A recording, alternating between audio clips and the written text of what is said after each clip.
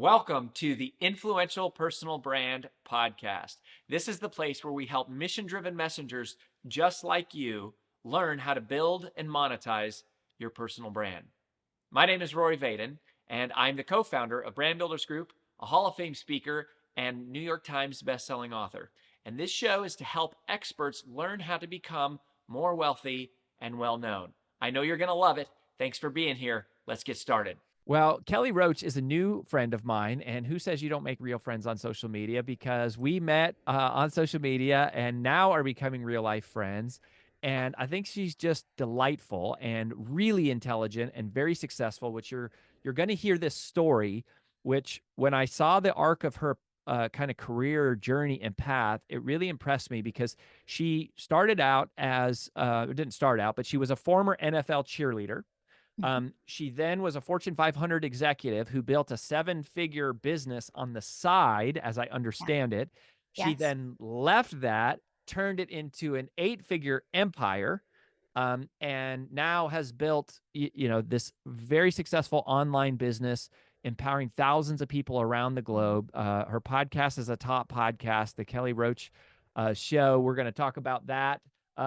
She also is a multi-time best-selling author. She has been featured in ABC and Fox and Forbes and Inc. 5000. She's been on the Inc. 5000 list. And one of the other things that I love about her is she's built this business with no debt, no investors or outside funding, which is also what we believe and how we operate. And it's pretty unusual for a company to get to 8 figures in annual revenue without those things. So I was like, yeah, let's talk to Kelly and let's see what she's about. So Kelly, welcome to the show. Well, thank you. Thank you for the intro, and I'm so happy to be here. Thanks for having me. Yeah. So tell me how, first of all, so you were NFL cheerleader. So I want to hear about all these leaps because, Yeah. a lot of the people we talk, we do personal brand strategy. So a Yeah. lot of people are going through a pivot of some type, and you've made like several successful pivots from like the top of one thing to the Yeah. top of another. So I'm really curious, like, so first of all, like, how did you land as an NFL cheerleader? And then how did you move from that to like Yeah. Fortune 500 CEO, or not Okay. CEO, but executive? Yeah, absolutely. So it all started one day on the free lunch line. So I was on the free lunch line. There was 5 kids in my family. My dad worked for a nonprofit. He decided that he wanted to give his life to that work. My mom was a stay-at-home mom. You can do the math. Okay, 5 kids, right? Stay-at-home mom. Dad worked for the nonprofit. I'm on the free lunch line. No one knows I'm on the free lunch line, holding it all together. One day there's a fill-in cafeteria lady, and she rips open my envelope in front of everyone, and there's no money in it. And that moment was a turning point for my life, because in that moment, I was just so, I call it naked in the lunch line, like vulnerable. And I was like, I'm not going to live that life. And so I was, early in middle school. And at that moment, I was like, I'm going to do every possible thing that I can to change my circumstances, to live a different life, to make my life what I believe it can be. And I don't want to be naked on the lunch line again, right? And so you said, how did I go become an NFL cheerleader? Well, I cleaned the dance studio floors after school almost every day for 7 years so that I could go to the best dance Wow. school in the area. Oh, I that's would like go how you paid for your That's how I admission. paid for my lessons. I would go after school. I would eat my dinner in the car. I would go clean the dance studio, and then I would stay for lessons. And I was able to go to the best dance school in the area. It was a very competitive dance school that produced professional dancers that went on to have careers. And so I did that for 7 years. Loved it. I loved performing. I loved entertaining, all of those things. Got into high school and college. And I was like, I think I had 5 jobs in college. Being an NFL cheerleader was one of them. So I was the youngest NFL cheerleader. People don't often realize that the cheerleaders don't make what the players make. Oh my It's a God, pretty it's radical crazy. I difference. mean, and yeah, and I completely did it because it was an ability to continue my craft, right? Sure. Because I went to the college where I was going to be in the least amount of debt. They had like a D3 dance team, D3 cheerleading team. I was like, all right, I don't think I can do this. So I was like, I'm either going to shrink back to my circumstances or I'm going to leap forward and just go for it and audition for the NFL. And I was like, F it, let's do this. So I auditioned for the NFL.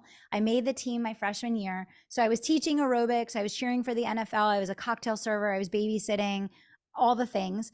And it was great because I always had money. I was able to have these amazing experiences, all of that. And, as I was progressing through college, I had been on the cheerleading team for a couple of years and I was like, okay, it's time to get really serious about my career. And I was going to school for communications because I was like, I have no idea what I want to do with my life. I just didn't want to sit in Well, spreadsheets all day. you're using your of all the people who went to college, I feel like you're actually using your I know. degree. Isn't it wild? So Uh, I picked a communications degree because I was like, I just don't want to sit in a spreadsheet, like in a cubicle. I want to interact with the world. I had no idea what that was going to look like. So I got the most entry level job in the Fortune 500 because I was like, if nothing else, this girl knows how to put in the work. I was willing to do the work. And I was like, I can get promoted here. I can grow here. I can become financially free. I can learn business. So I was the first one in, last one out, basically every day for a decade. I was promoted 7 times in 8 years. I went from being a single producer in the most entry level job in the company to becoming a senior vice president. I was managing a $50 million portfolio. I built a team from 1 to 100, interviewing, recruiting, hiring, training, and I was managing 17 locations. And so over the course of this journey, I got this amazing business education. Like I fell in love with sales and marketing and teaching people and coaching. And I was like, this is unbelievable. Like I just was like, I need to share this with others. But when I got to the top of that, you know, corporate. ladder, Yeah, the I corporate was ladder. traveling all over the place. I mean, I had branches from New York City down into the Carolinas. And I was like, I had been dating my husband at that time. We've been together for 18 years now. And, I was starting to think about, well, what do I want for my actual life? And I was like, it's not this, right? I don't want to be on planes and trains and buses and be away. I want to have a family. I want to have a life. And I loved the work, but I did not feel that I was making the kind of impact in the world that I felt that I was intended to with those skills. And so I said, well, who can I help? Like, who can I share these principles, these lessons with? And I was like, I know, small business owners, the operations and the sales and the leadership and the management, which is why 85% of businesses, go out of business. So I started this side hustle. I actually went to my employer and I said, I'm doing this. You can fire me if you want, but I'm doing this. And I said, if you see my performance drop, you can also come back and fire me. So they let me build my business on the side, even, while I was working full time, build it to 7 figures, became a full-time entrepreneur, took it to 8. I have 6 companies now in the portfolio that I'm growing. And here we are. Now I'm interviewing with you, Rory. Uh-huh. So how are you, talk to me about how are you making money, right? Like being an SVP at a company and Mhm. maintaining that sort of level of performance and profile is not easy, right? That's a pretty consuming situation. So Mm-mm. how were you starting a side hustle and making money on the side? What was your vehicle for that? And sort of how were you managing that time without like compromising your performance at the company? So like how did you start? How did you That's make a your really good first question. dollars? Yeah, that's a really good question. Let me answer both sides of it because I think it's pertinent to the conversation that we're having. Um, First and foremost, I focused on building and mentoring teams. So, over a 10-year period, not only did I coach and hire and manage the entry level people that were going to be the ground floor producers on my team, but I promoted internally managers, senior managers, vice presidents, senior vice presidents. And so, what I was doing was I was building autonomy and I was building this very high performance, very systematic, high growth team and set of leaders. And so I went from being the manager where I had my hands in everything and I was part of everything day to day and I needed to be active on the floor, hip to hip coaching producers every day, to getting to the point where over, a period of years, I was able to elevate leaders. They had worked with me. There was a cadence, there was predictable performance. We had metrics and KPIs and structure to what we were doing. And it got to the point where they really only needed me in a much more consultative capacity tenacity day to day versus like the kind of the fire, the flames that you have to be in. And so I had breathing room intellectually, and I actually built my business on the side, basically doing an hour before work in the morning. I would go outside and sit in my car on my lunch break, and I would take an hour on my lunch break, and then I would basically service my clients in the evening, like 7, 8 o'clock at night. So that's kind of how I got it off the ground. In terms of how did I get customers, that's such a great question. I started running ads from literally almost day one of my Really? business. And Wow. yes, one of the best things I ever did. There's three things that I did that I feel fundamentally changed and formed my ability to be where I am today and to do what I've done. One, I hired my first coach before I had my first client. Two, I started building a team from day one. So I had support in the business before I had a client, and I had a coach before I had a client. Number one and number two. And number three, I started running ads right away. And the simple ads that I started running were for people to book a free consultation. And I would take consultations either on my lunch break or in the evenings. And I started off by selling high ticket one-to-one services until I got to the point where I was like, okay, I can't do that anymore. And then I obviously pivoted into a group program. But running the ads allowed me, when I was at work during the day, I had an automated machine that was building my email list, building my audience, booking consultations for me. So that gave me this duality of I'm at work, I'm managing my team, I'm running the business, but I have ads over here that are working all day, even when I'm not What year available. was this? Okay, so we're talking 2012, 2013. Yeah, Okay. yeah. So you were running like digital Facebook ads kind of a thing.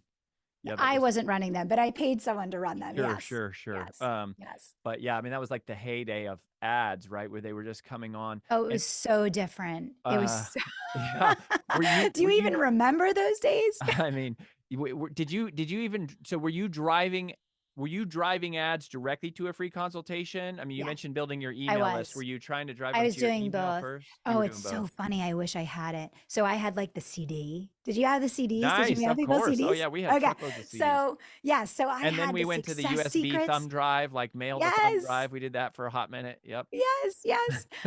So I did both, right? So I was always running the opt-in ads where they could get the digital thing, and then they could also add an address, and we would physically ship them.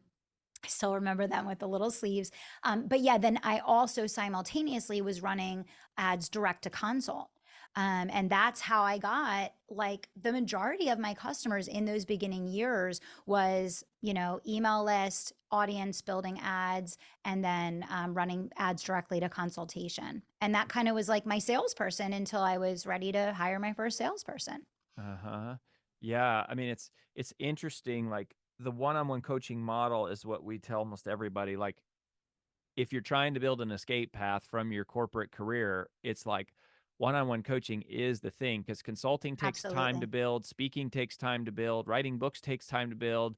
And then a lot of the things like the courses and the ebooks, it's like you can't make enough money selling a $99 widget to really leave until you have a monster audience. You're not Yes. making enough. So it's interesting that that's like your exact path and I mean, exact that's story. exactly it. And that's exactly what I tell people today. Everyone wants to go right to like the digital product, the course, the low ticket thing, but they don't realize the size and scope of the brand and audience that you have to build. So I do those things now, but I've had 10 years of audience building behind me to do that, right? You're absolutely right. I mean, for anyone that's early stage, whether you're working a job or whether your business just isn't at the point yet where you can support your family, like that one-to-one coaching model is beautiful. And the thing that's so powerful about it is you become so well versed in the exact trends and language and break points and all of that, that it's so easy to sell group coaching when you've done one-on-one. I find people that try to go straight to group coaching really have trouble selling it because they haven't been in the trenches and gotten to the point where it's like they could look at someone's situation in 3 seconds. They can pinpoint exactly what the person needs because they've been there, done that. It's like they can do it in their sleep.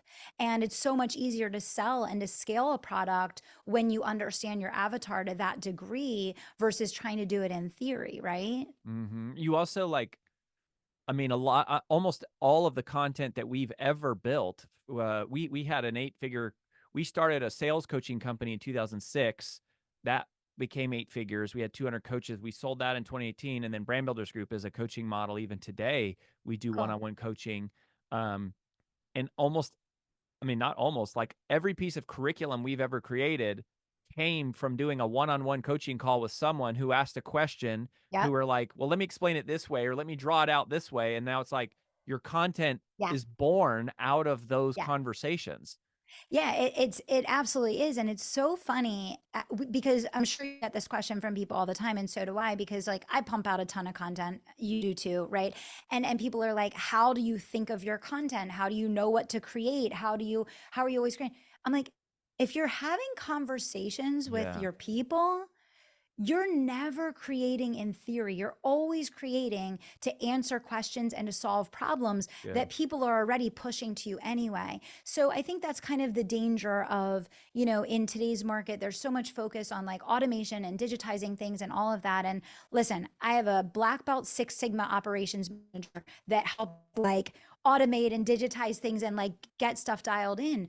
But the human element is so essential to sell with ease, because when there's connection there and there's congruency and you're not trying to take an idea and force it on the market, but instead you're like in cohesion, right, with your people, that's where it is like it's fun and it's easy because what you're producing is what they're already craving. They're just waiting for it, right? hmm Well, and it's interesting how simple, like, the other thing about running ads to a consult, which is really great, is um, we call it chicken on a stick in the brand builders group community, which is I just love like it. giving people that sample, right? Is just going Yeah. like, how do they sell chicken in the food court? They don't say, we've got the best chicken in the world. They Yeah. hand you a piece of chicken on a stick and you eat it and you're like, wow, that's amazing. Like, I think I will have a chicken sandwich. That's Like so good. doing a free coaching call, even Yeah. if you don't sell them, you get all Yeah. these other benefits that you're talking about. For sure. They get to trust you. They become a Yeah. referral source. They become a fan,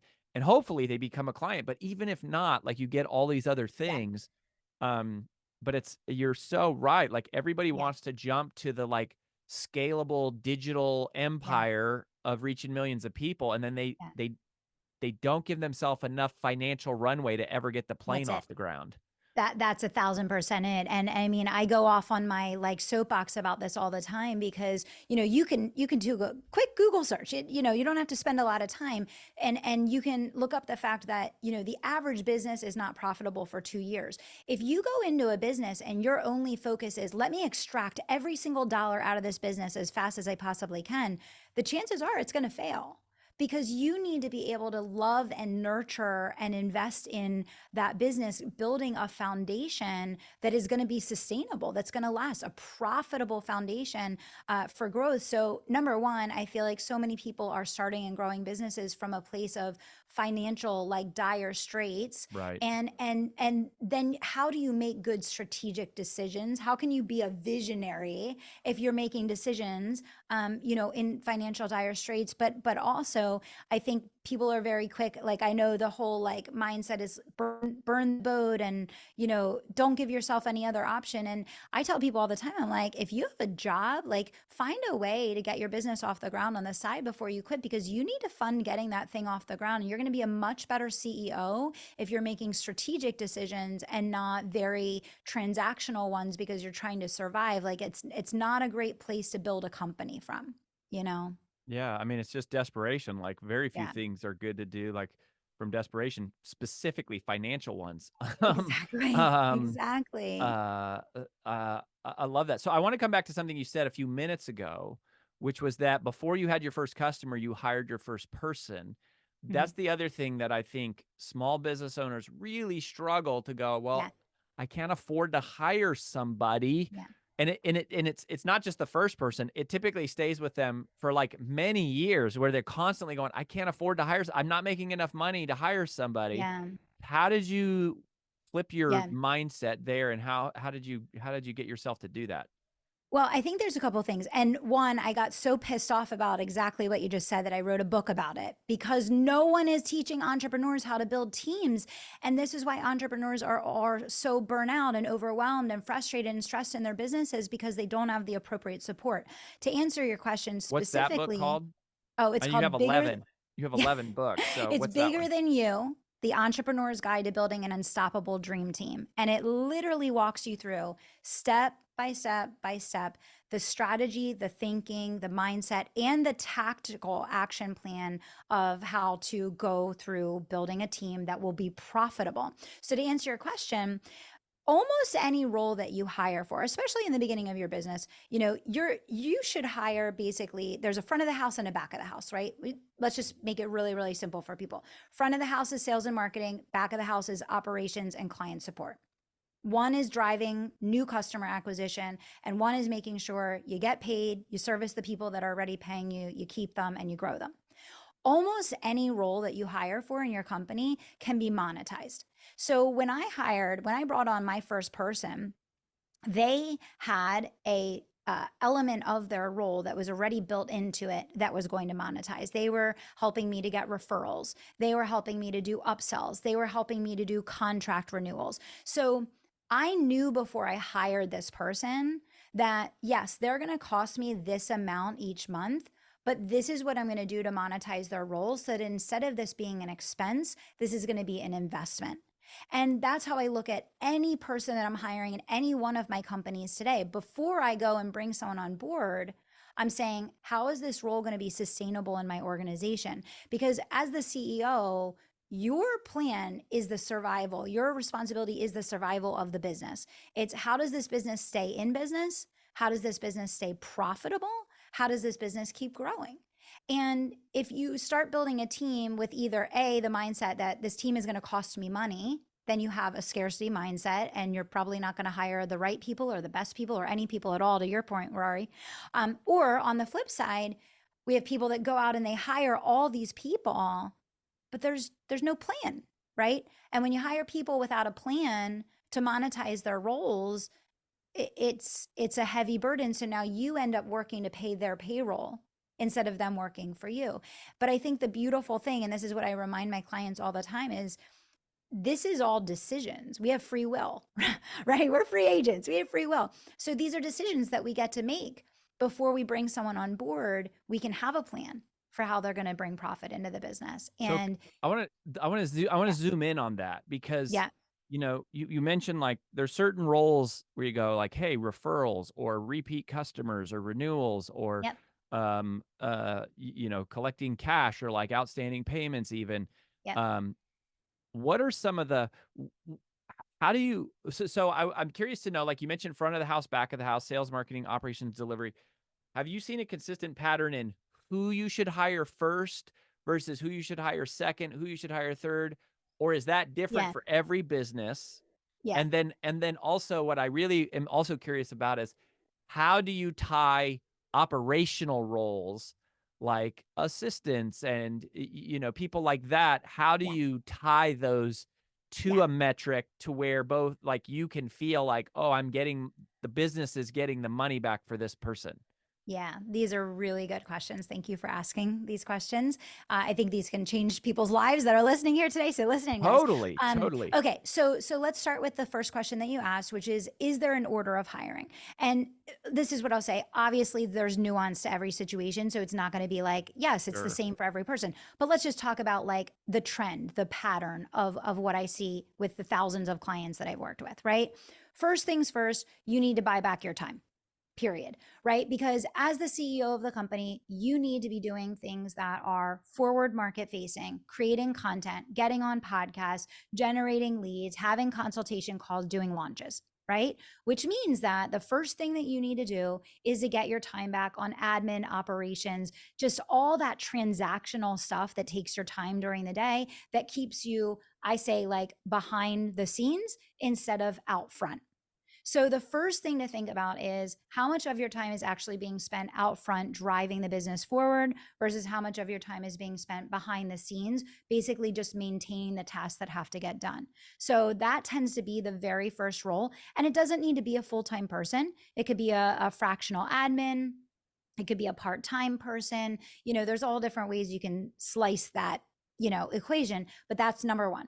Then number two is you need someone whose only role is going to be to generate cash. So someone who's going to probably be a hybrid of sales and marketing with a goal of taking the leads that you're generating, building relationships with them, nurturing them, getting them into consultations or getting them on your calendar for consultations. That tends to be the second one, which then puts the business and puts you in a position to be able to afford to hire the third person, which is now, oh my gosh, I have more clients than I can service well myself. How do I make this business scalable? Point number three is, okay, now we need someone that can actually do client servicing, that can take your methodology, that can take your scientific approach to what you do and can empower other people to go through that process. It doesn't mean you're totally removed from it, but it means you can elevate your role and then you can have support roles, right, that are taking the nuances and helping the application of them. So that tends to be the most effective order. And I'm not saying it's like that with everyone, but I'm saying that is a pattern that tends to work very, very well, because first person gives you back time so you can sell more. Second person is selling more directly or indirectly. And then third person is able to then help you to make sure that you retain, upsell, get renewals, get referrals from the people that you've now brought in.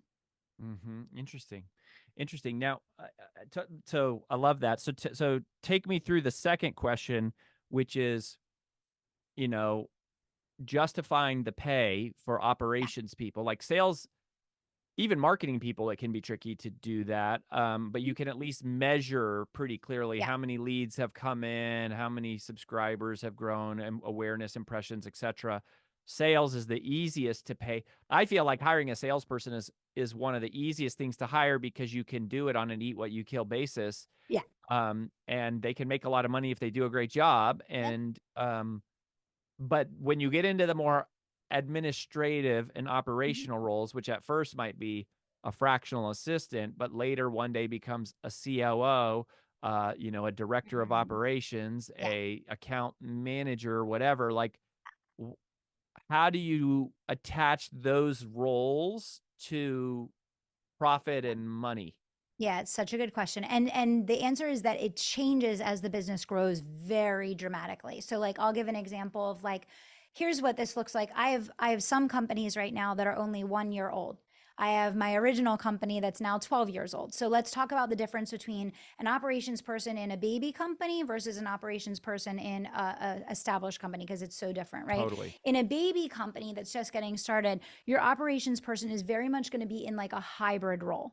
Okay, so this person is going to be doing tasks related to scheduling your customers, renewing their contracts. They're going to be kind of interacting and engaging. They're not servicing your customers, but they are going to be kind of that touch point, right? They're doing all of your scheduling. They're coordinating with customers on all different things that come up. They're managing billing to make sure that all things go in order. All of those things, right?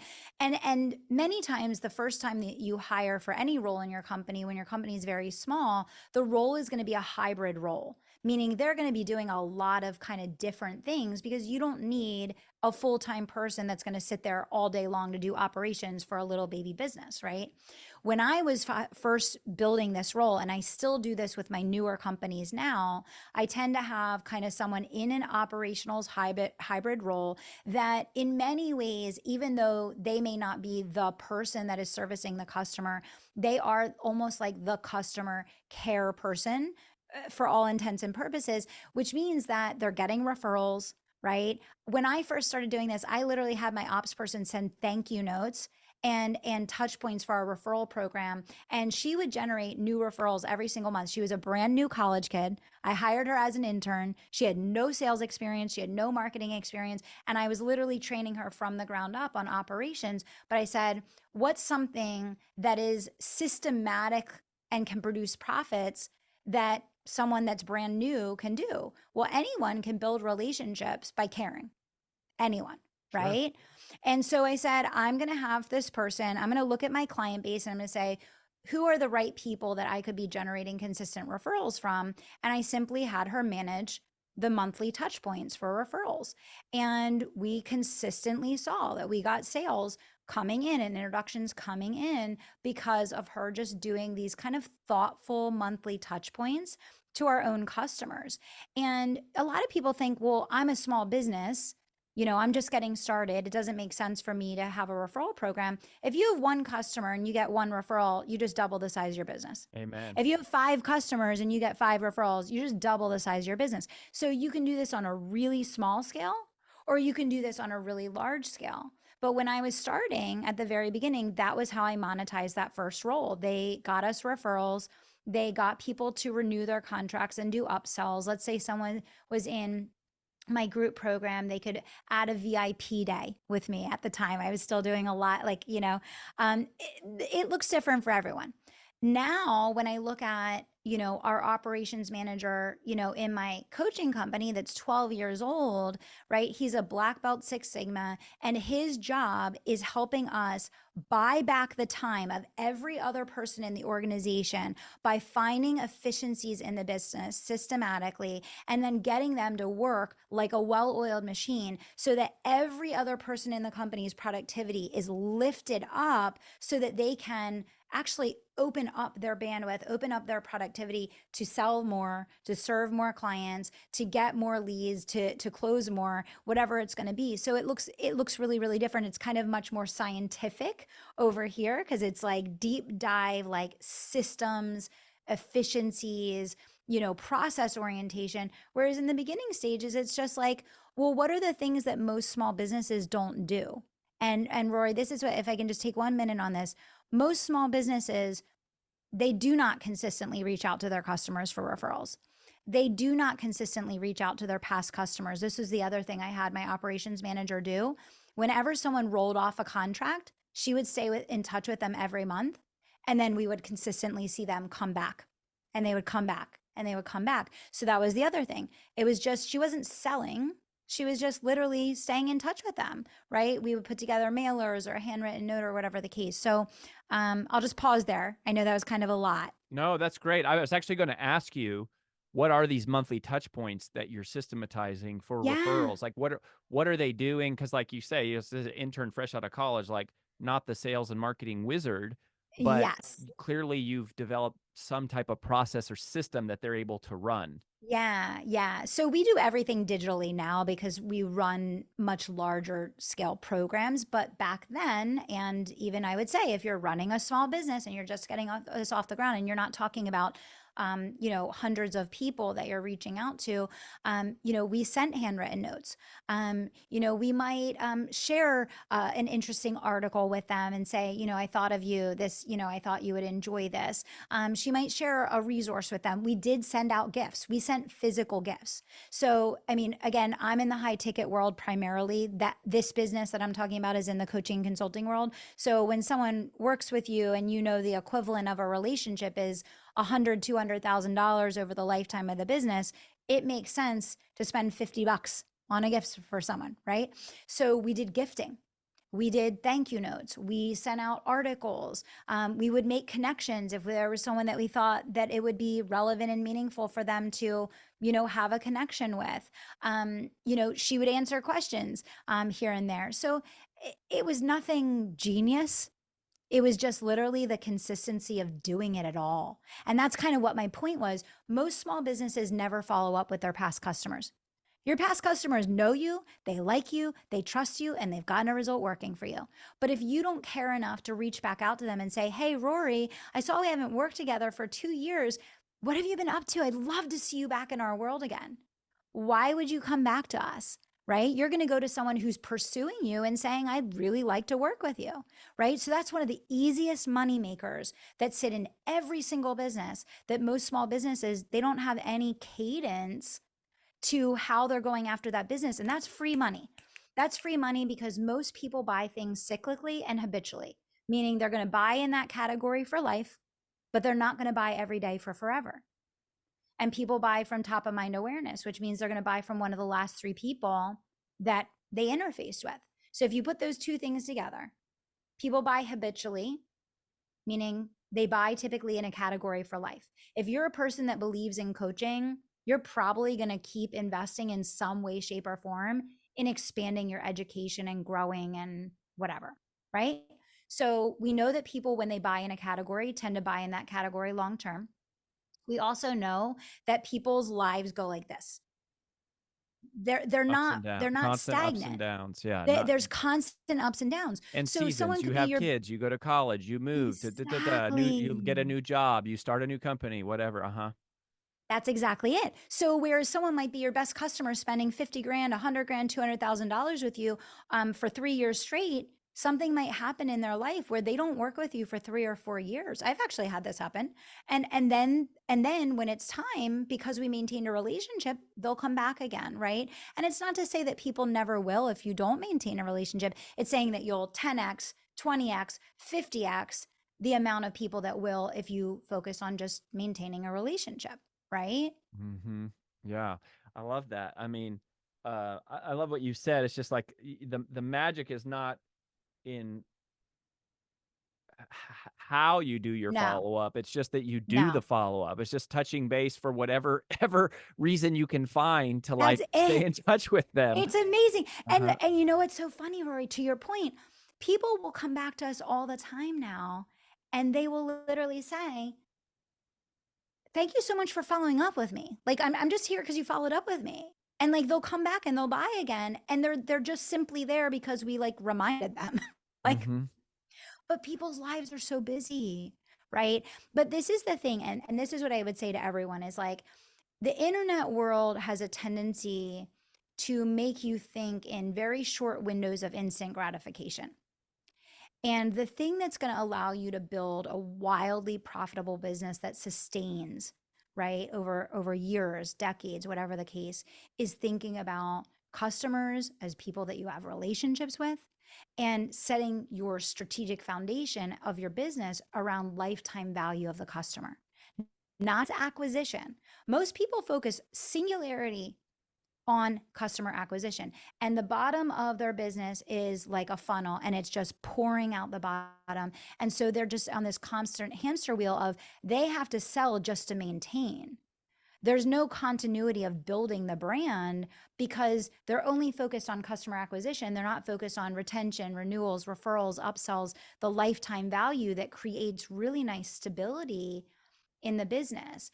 And no one's selling you that course. No one's selling you that methodology because it's not like the bright, shiny, Right. No one's exciting selling you the thing. like how to be successful eventually one day through Exactly. long-term relationships and long-term strategy. No, I will teach you how to exactly. quadruple your revenue over the next 10 years. And like not exciting.